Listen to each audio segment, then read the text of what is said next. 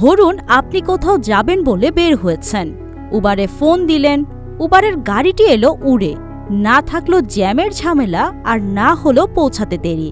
কিন্তু এটা তো স্বপ্ন। তবে এই স্বপ্ন আর স্বপ্নই থাকবে না। চীন খুব তাড়াতাড়ি এই স্বপ্নকে সত্যি করতে চলেছে।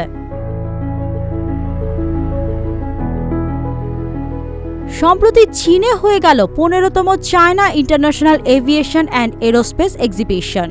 এই প্রদর্শনীতে প্রথমবারের মতো প্রদর্শন করা হয় ল্যান্ড এয়ারক্রাফট ক্যারিয়ার নামক উড়ন্ত গাড়ি। গাড়িটি তৈরি করে চীনা বৈদ্যুতিক গাড়ি প্রস্তুতকারী প্রতিষ্ঠান এক্সপ্যাং।